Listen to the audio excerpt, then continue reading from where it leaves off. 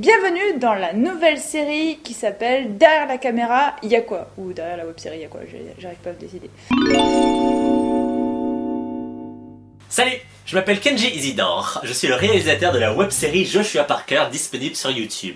Je tenais à remercier Julian et l'équipe de Miracle Dream de m'avoir invité pour cette vidéo portant sur la fabrication d'une web-série. Donc du coup, dans cette série de vidéos, nous allons vous expliquer comment j'ai fabriqué ce projet de toutes pièces et comment en fabriquer un autre si vous voulez en fabriquer un autre. Que vous n'avez pas besoin de faire des achats de dingue pour commencer un projet. C'est-à-dire que vous avez tous un portable, vous avez tous quelques euros pour acheter un micro-cravate, vous avez tous du matériel qui vont vous servir pour votre projet sans pour autant dépenser énormément et se trouver l'excuse de j'ai pas d'argent pour faire de la création de vidéos de type web-série comme nous le faisons ici.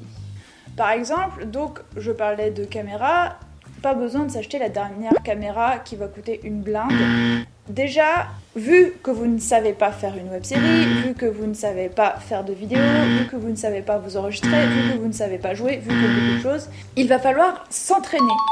Il va falloir s'entraîner et faire des prototypes ou des pilotes, comme on appelle ça. Juste après ça, vous allez pouvoir vous rendre compte de qu'est-ce que c'est de faire une web-série, qu'est-ce que c'est de faire un projet vidéo. Et vous allez voir que c'est vraiment beaucoup de travail.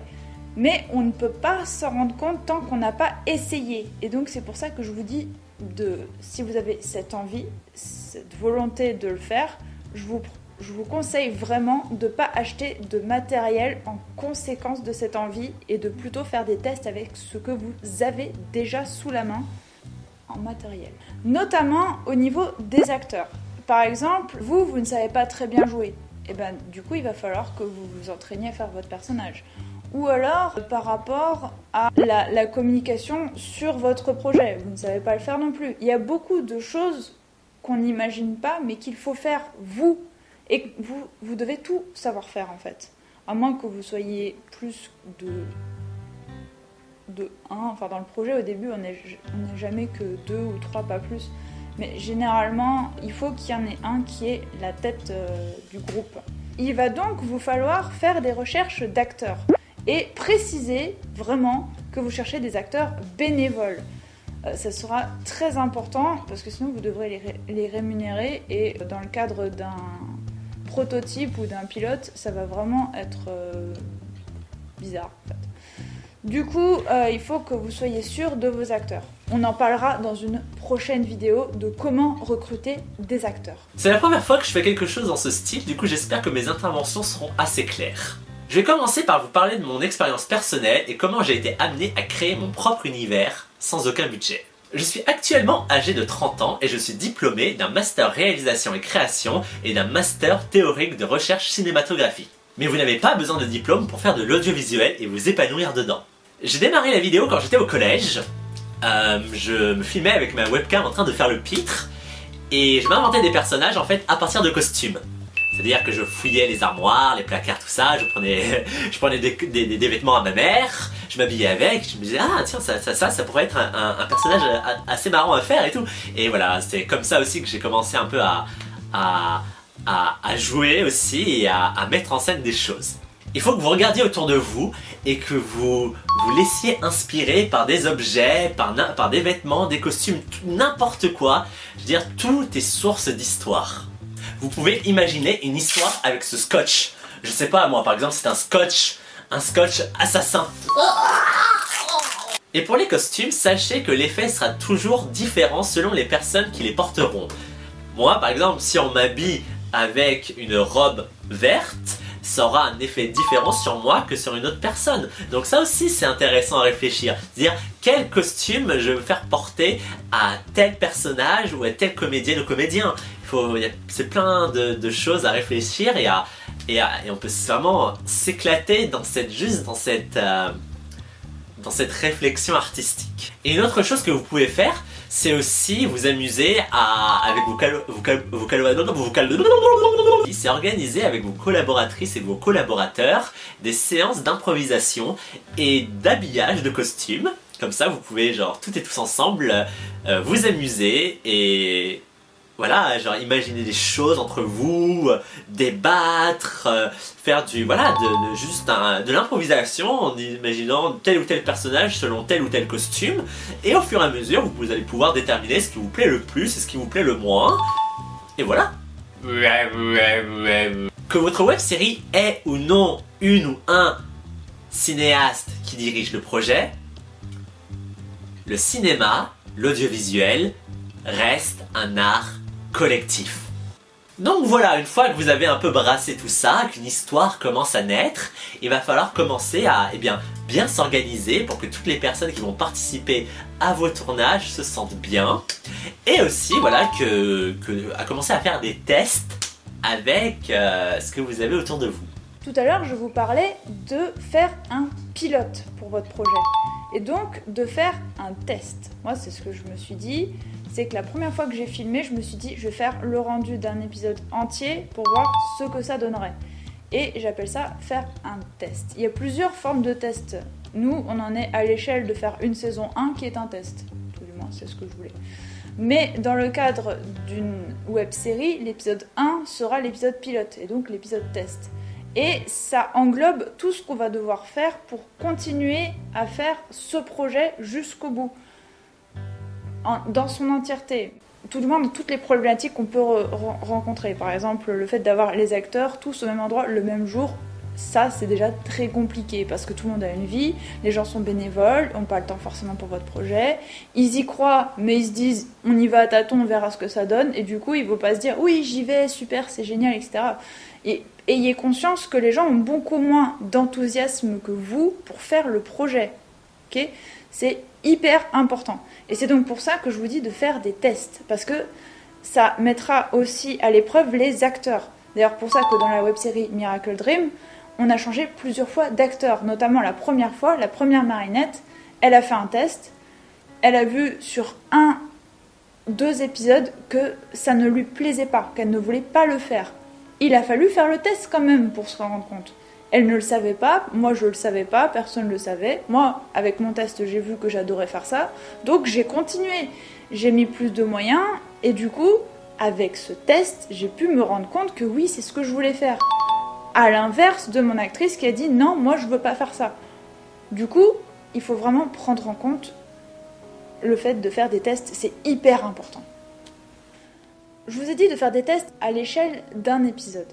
Sachez cependant qu'une fois qu'on a fait le test d'une saison, on se dit, bon, je sais faire une saison, je sais raconter une histoire en plusieurs épisodes, je sais intéresser les gens qui vont m'écouter, je sais écrire des scènes, je sais les mettre en scène, je sais diriger mes acteurs pour qu'ils fassent ce que j'ai pensé, et ça c'est très important. Et pour moi, la saison 1 de Miracle Dream est un test. Si vous regardez bien par rapport à la véritable série, ça se déroule comme si la saison 1 était un épisode. C'est-à-dire qu'il y a un akumatisé, on résout le problème, voilà. Pour moi, ça, c'était le test. De pouvoir faire un truc un petit peu pareil, à ma sauce, avec des problématiques différentes, mais ça reste comme un test. Parce que j'ai pas inventé totalement comment ça allait se passer. Il y a au début des mises en scène dans la vie de tous les jours, le problème, le méchant, résolution du méchant, un peu de la vie de tous les jours, et le drama. Voilà, pas compliqué. La suite de Miracle Dream a été écrite de telle façon que ça ne soit pas la même chose, qu'on puisse surprendre l'audience et qu'ils ne sachent pas à se dire alors voilà, l'épisode 1, on aura ça, la deuxième, vers le 5e, il y aura peut-être un problème. Voilà.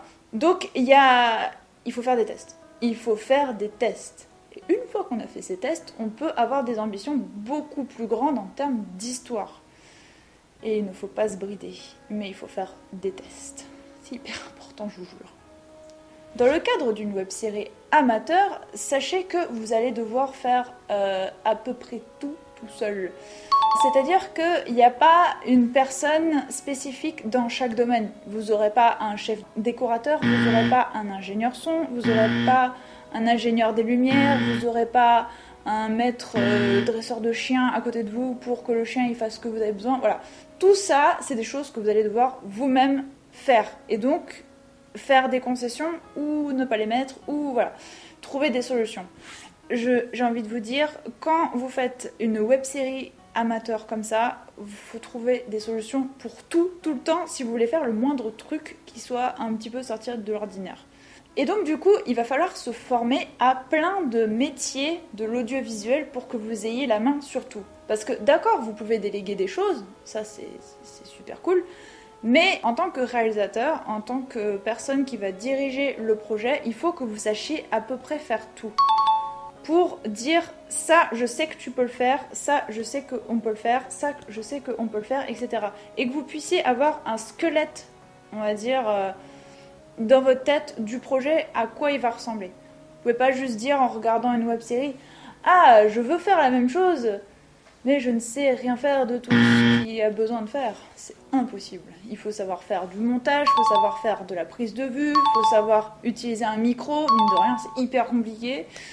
Faut savoir utiliser des lumières. Si on met des lumières dans la face, c'est pas forcément très joli, on risque d'être cramé. Être cramé, qu'est-ce que ça veut dire? Ça veut dire être tout blanc et c'est irrattrapable au montage parce que c'est une perte d'information au niveau des données vidéo. Voilà, tout ça c'est des choses qu'il faut apprendre sur le tas et il faut se former absolument tout. Alors, je vais vous donner un conseil, c'est de pas tout apprendre d'un seul coup parce que ça ne sert à rien, vous ne retiendrez rien. Ce qui serait le mieux, c'est dès que vous apprenez quelque chose, c'est de le mettre en pratique et de faire des exercices que vous pourrez vous approprier et voir comment vous pouvez vous en servir. Ça, c'est le plus important. C'est pour ça que je vous dis de faire un pilote et donc un test, comme je vous ai dit juste avant. C'est parce que ce test va vous permettre de mettre en application ce que vous avez appris. Et ça va être, on va dire, le premier jet de ce que vous avez appris, comme le premier contrôle. Et quand vous regarderez votre pilote, vous dites c'est pas trop mal, vous pouvez le montrer aux autres et les gens vont dire c'est pas trop mal, mais montrez-le à des gens qui s'en foutent de vous et ils vous diront la vérité. Et du coup, vous allez savoir si oui ou non ce que vous avez appris a vraiment porté ses fruits. Si ça ne va pas, reprenez les points qui ne vont pas, essayez de les améliorer et voir qu'est-ce que vous aurez pu faire de mieux, comment améliorer tel point, comment machin. Voilà, ça c'est très important. Parce qu'il y a une chose à ne pas oublier, c'est que quand c'est sur YouTube, parce que c'est là que vous allez le poster, hein, on le sait tous, votre web-série, eh ben, sachez qu'une fois que c'est mis en ligne, vous n'allez pas la supprimer et la refaire un jour quand vous saurez mieux le faire, on va dire. Ça a été le cas pour Miracle Dream parce qu'on a changé d'acteur, mais généralement on ne fait pas ça. Hein, les premiers épisodes, ils sont foirés, c'est souvent le cas, mais on va dire que on ne revient pas sur le tout début. On préfère continuer d'avancer et faire que le projet s'améliore dans le temps. Donc je vous parlais de faire des petits exercices qui vont vous expliquer qu'est-ce qu'il faut faire pour faire une web-série. Donc je vous ai parlé du montage, je vous ai parlé de la prise de vue, je vous ai parlé du son, je vous ai parlé de la lumière. Tout ça, c'est des éléments que vous allez devoir apprendre donc sur le tas. Mais il va falloir que sur chaque point, vous le sachiez très bien faire. Et il va falloir faire des choix en fait. Par exemple, pour le montage, moi à la base, c'est pas du tout mon métier. Je ne sais pas faire de montage. À la toute base, j'y connais franchement rien. C'est pas du tout, c'est pas mon métier, j'ai jamais appris ça. J'ai appris sur le tas. Et on va vous dire de faire ça sur Premiere Pro, etc. Sachez que Premiere Pro, pour quelqu'un qui a jamais fait de montage, c'est quand même un logiciel assez complexe. Moi, personnellement, j'ai jamais fait de montage sur Premiere Pro. Parce que je le trouve super complexe comme logiciel et ça m'intéresse pas d'avoir un logiciel hyper complexe pour un montage que je dis basique pour ce que j'en ai besoin. Il faut adapter ce que vous allez utiliser par rapport à ce que vous voulez comme résultat final. Ça ne sert à rien d'apprendre sur des caméras hyper compliquées alors qu'une caméra toute simple peut vous suffire ça va vous demander beaucoup plus de réflexion, beaucoup plus d'entraînement, d'apprentissage pour quelque chose qui va pas servir. Et c'est pas utile. Il y a déjà assez de trucs à savoir, moi je vais vous dire, hein, vous avez vraiment assez de choses à comprendre comment tout s'imbrique les uns dans les autres pour devoir se compliquer la tâche encore plus. Donc gardez à l'esprit qu'il faut utiliser des logiciels à votre portée et pas des trucs trop compliqués ou trop professionnels. Parce que nous, on commence à se professionnaliser un tout petit peu, et encore je dis professionnaliser avec des pincettes parce que c'est du matériel encore amateur. Il est dit essayer de se professionnaliser pour que ce soit meilleur, mais ça veut pas dire que c'est du matériel super cher, etc. C'est du matériel qui va suffire pour ce qu'on en a besoin de faire. Ça sert à rien d'acheter des grues, des machins, alors qu'on peut tenir une caméra tout simplement. Vous voyez ce que je veux dire ou pas ? Donc on va pouvoir commencer à faire des tournages amateurs. Mais sachez que pour faire ces tournages amateurs, il y a beaucoup de choses à prendre en compte. Et on vous a fait une vidéo explicative qui se trouve ici.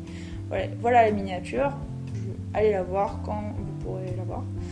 Il existe autant de façons de faire du cinéma qu'il y a de personnes. Et notre pratique est forcément influencée par les artistes qui nous ont précédés et les œuvres que nous avons vues pendant notre existence.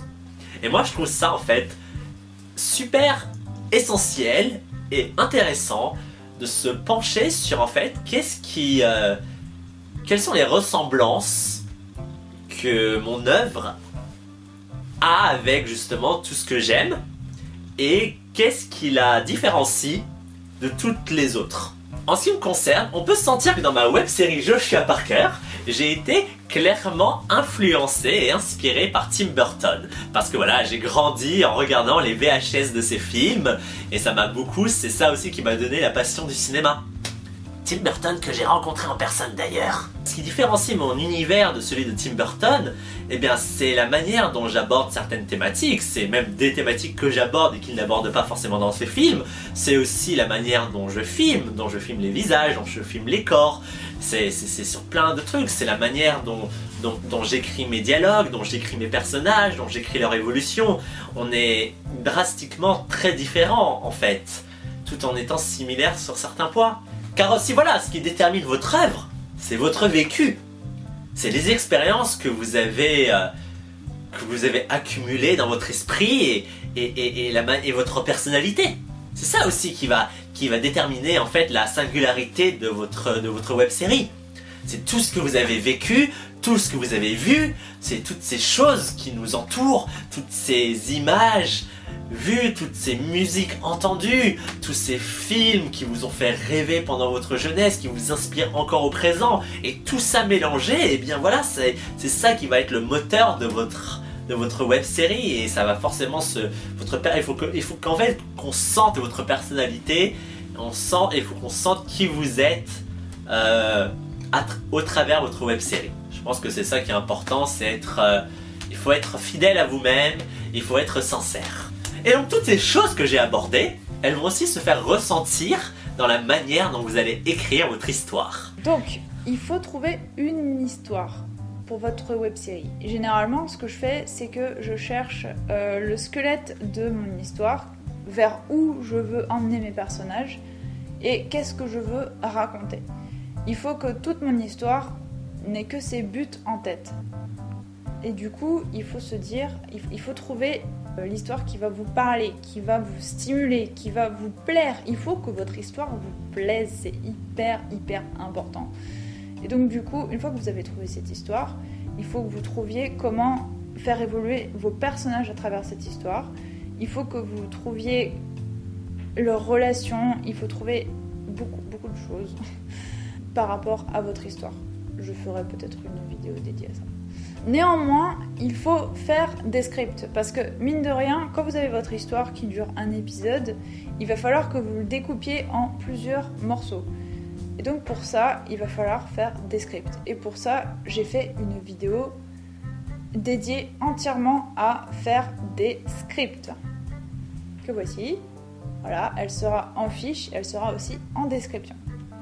Beaucoup de gens qui font des web-séries sont des amateurs. Et il n'y a aucun mal à ça. Je trouve qu'il y a beaucoup de beauté dans l'acte de faire du cinéma sans budget. Le fait que vous n'ayez pas de budget pour concrétiser votre web série peut justement vous pousser à réfléchir à des techniques atypiques pour la mettre en scène. Prenons par exemple une question qu'on me pose régulièrement sur ma web série Joshua Parker. On me demande pourquoi le son est post-synchronisé. Et à cela je leur réponds, eh bien au départ, par manque d'effectifs et de matériel. C'est-à-dire qu'on tourne généralement en extérieur et on n'a pas beaucoup de moyens, voire pas du tout, et que du coup on n'a pas pu avoir un bon matériel audio, ni qui pourrait justement être adapté à des tournages extérieurs dans des environnements très bruyants, et aussi par le fait qu'on n'avait pas aussi une ou un technicienne audio qui pourrait être présent sur tous les tournages. La post-synchronisation a été par exemple régulièrement utilisée dans le courant cinématographique du néo-réalisme italien, et elle est parfois utilisée par des cinéastes de genre fantastique pour provoquer justement un effet d'étrangeté. Et cela m'amène à vous dire que même si au départ la post-synchronisation dans la web-série Joshua Parker était une contrainte technique, ça s'est transformé en parti pris artistique parce que la post-synchronisation et l'aura étrange que cela provoque est tout à fait en cohésion avec l'univers que j'ai créé et ce que je souhaite faire ressentir à mes spectateurs. Donc voilà, de la contrainte peut naître de belles choses. Et vous pouvez aussi adapter votre histoire par rapport au matériel technique que vous avez à disposition. Trouvez quelle est la meilleure histoire que je peux raconter avec ce que j'ai. Et en parlant de ça, Julian a prévu de faire une série de vidéos intitulée Comment faire une scène, où elle reviendra sur son expérience personnelle, ses conseils sur justement comment on fabrique une scène audiovisuelle. Dans une web-série, il faut absolument intéresser les gens qui vont regarder votre projet. Donc il faut donner du suspense, c'est-à-dire il ne faut pas tout révéler au premier épisode de qu'est-ce qui va se passer dans les prochains. C'est ce qu'on appelle des scènes téléphonées. Si par exemple on a un personnage qui va dire « Oh, je vais aller voir Paul, comment il va ?» Et du coup après on voit effectivement qu'il est chez Paul et on voit qu'il va très bien. Voilà. Aucun intérêt, hein. Par contre, si par exemple on dit « Oh, je vais aller voir Paul, comment il va ?» Et là, il peut pas aller voir Paul parce qu'il y a Marc qui lui rentre dedans et qui lui dit « Mon Dieu, faut absolument que je te parle d'un truc, etc. » Et là, ça donne tout de suite, on se dit « Ah, il se passe quelque chose et tout, c'est intéressant. » Voilà. Ça, c'est donner du suspense. C'est que les gens ne s'attendent pas à ce à quoi vous allez parler dans les prochaines scènes.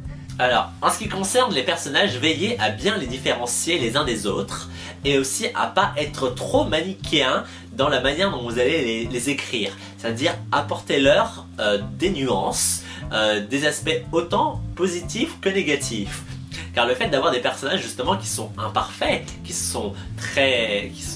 peuvent être opposés dans leurs valeurs, dans leur personnalité, ça peut justement créer beaucoup de tension. Ce que vous pouvez faire aussi, c'est vous inspirer de votre vécu, de vos expériences personnelles, de toutes ces choses qui ont déterminé la personne que vous êtes actuellement.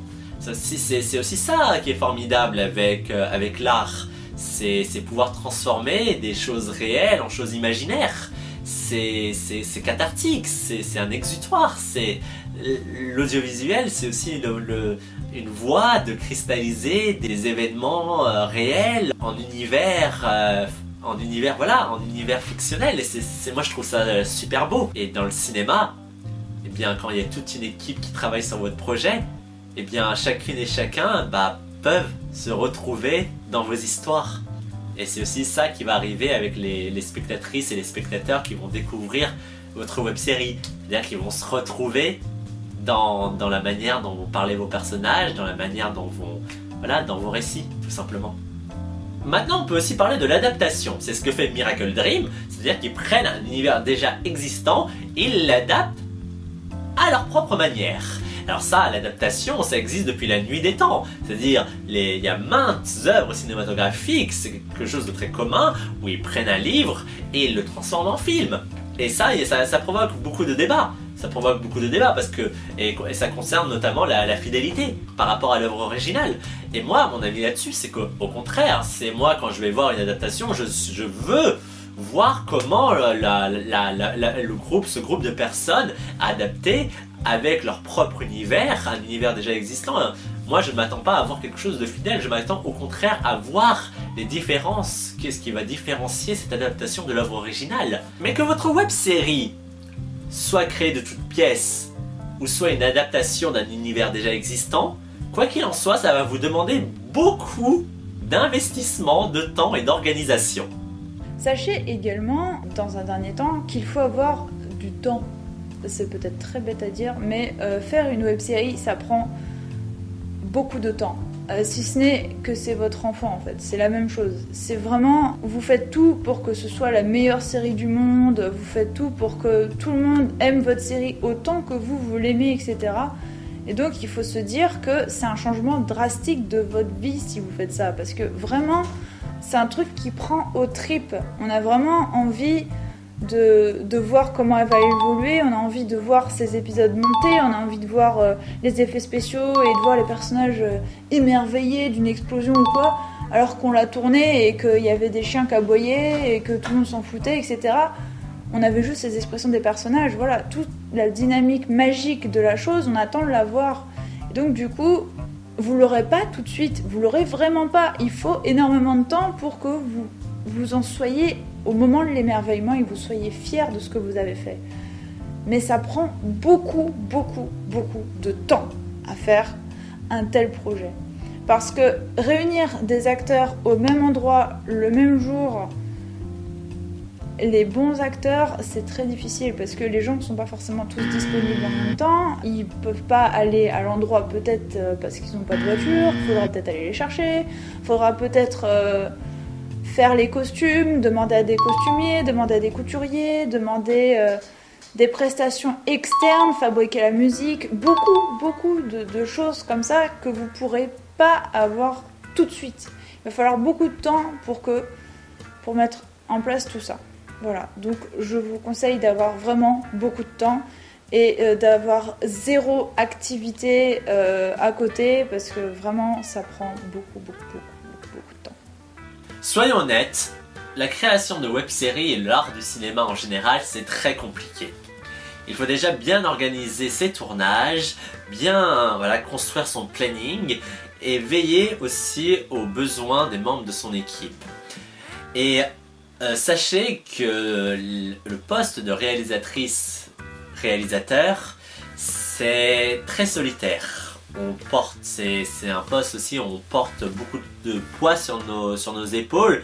Et un autre conseil, c'est que même si vous faites une web-série en amateur, c'est très important que toutes les personnes qui participent à votre tournage aient un poste bien précis, c'est-à-dire qui va faire le cadre, qui va jouer, qui sera à la réalisation. Ça peut varier d'un épisode à un autre, évidemment, d'une scène à une autre aussi, mais il faut toujours il faut vraiment déterminer en avance dans les plannings qui va faire quoi. Voilà, il faut éviter les situations stressantes, et pour éviter les situations stressantes, il faut réfléchir les choses en amont. Mais le problème aussi, c'est que il y a beaucoup d'imprévus. Et il y aura forcément des imprévus sur vos tournages, et ça, il faut s'y attendre. Si vous sachiez une chose, c'est qu'en imaginant votre histoire, vous avez peut-être déjà tout dans votre tête, vous avez déjà bien peut-être imaginé tout, l'ambiance exactement, l'image précise que vous voulez retranscrire, absolument avec les moyens techniques que vous aurez à disposition, mais je préfère vous dire que vous ne réussirez jamais à retranscrire exactement l'image que vous avez en tête. Vous allez peut-être faire quelque chose qui va s'en rapprocher, mais ça sera forcément quelque chose de différent. Ça sera quelque chose de différent. Et c'est pas plus mal. C'est-à-dire qu'il faut aussi faire avec la spontanéité des tournages, avec les choses qui vont se passer, avec les imprévus. Voilà, vous allez voir, il y aura forcément des comédiens et des comédiens qui ne seront pas disponibles, et vous allez devoir remanier les histoires au dernier moment. Et voilà, il faut aussi savoir faire preuve d'un sens de l'improvisation, parce que les tournages, c'est l'audiovisuel, c'est un art vivant, c'est un art qui demande beaucoup de ressources humaines et il peut se passer plein de problèmes. Et surtout dans le domaine amateur, dans les situations stressantes, vous parveniez à gérer votre projet, à savoir quoi faire quand il se passe tel ou tel problème. Voilà, si à un moment une comédienne ou un comédien quitte le projet, il ne faut pas que vous paniquiez, il faut que vous dites bon ben voilà, on avait un tournage prévu demain, qu'est-ce qu'on fait? Est-ce qu'on remanie la scène? Est-ce qu'on décale le tournage jusqu'à ce qu'on trouve la bonne personne pour incarner ce rôle? Voilà, il y a plein de possibilités. Ça, c'est-à-dire, dites-vous que quand une porte se ferme, il y en a d'autres qui s'ouvrent. Sur les tournages, il peut se passer plein de problèmes. Des gens qui devaient venir, qui ne viennent pas, des personnes qui sont en retard, vous qui êtes en retard, une épidémie qui débarque du jour au lendemain. Voilà, il peut se passer plein de trucs. Le temps, sur les tournages, dites-vous que le temps, ça passe à une vitesse genre ultra rapide.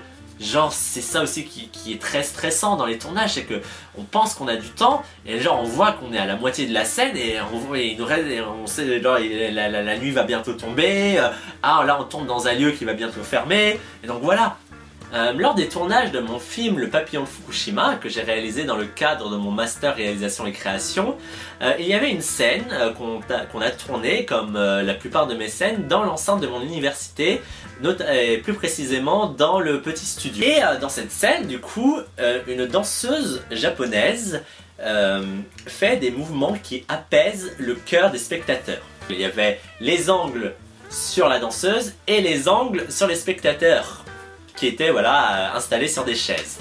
Le problème, c'est que comme on tournait dans l'enceinte de mon université, on était un peu dépendant des horaires. Et les cadreuses viennent me voir, elles me disent Kenji, on n'aura pas le temps. Il y avait tous les projecteurs qui étaient installés au plafond et qui étaient braqués du coup sur la danseuse. Si on fait les angles sur les spectateurs, il faut tout bouger sur les côtés. Certains membres de la figuration avaient aussi des trains à prendre et le temps défilait et c'était très stressant. Du coup, il fallait vite prendre une décision. J'ai décidé, je me suis dit, ok, on va prendre les figurants et on va les installer autour de la danseuse. Comme ça, les spectateurs seront dans le même espace de la danseuse. Et voilà un exemple de problème qu'il y a eu sur un tournage et comment transformer un problème en idée artistique. Il y a des personnes qui tiendront absolument à retranscrire au maximum l'idée de départ et tout ça et qui voudront absolument pas la modifier. Et ça, c'est tout en votre honneur.